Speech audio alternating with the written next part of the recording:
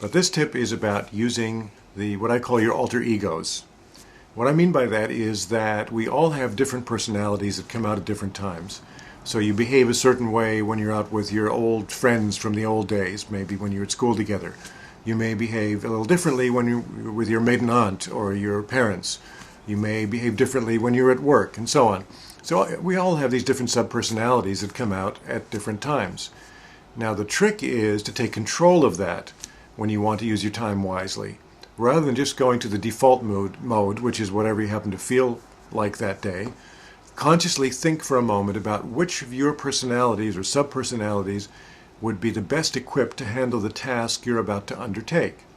So, for example, if you're clearing up some mess in your office or a backlog of papers that you've got that you want to get through quickly, if you let the curious child part of yourself, the part that loves to browse and loves to take its time, be in charge, it's going to take a long time.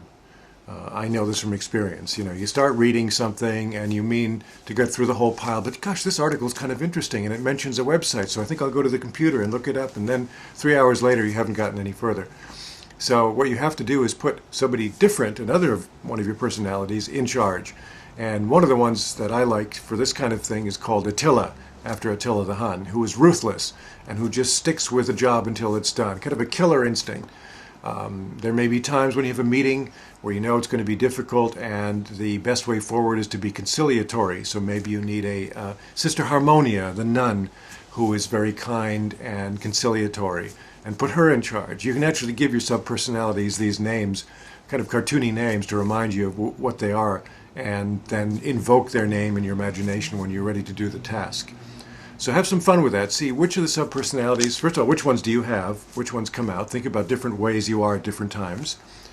And then the next time you're about to engage in a particular task that you want to do really effectively, consciously stop before you do it and think about which of my sub-personalities would handle this task best. Get yourself in that mood. Use the name or the image to kind of bring those feelings to you, and allow those to really get deeply into you, and then get on the task and start doing it.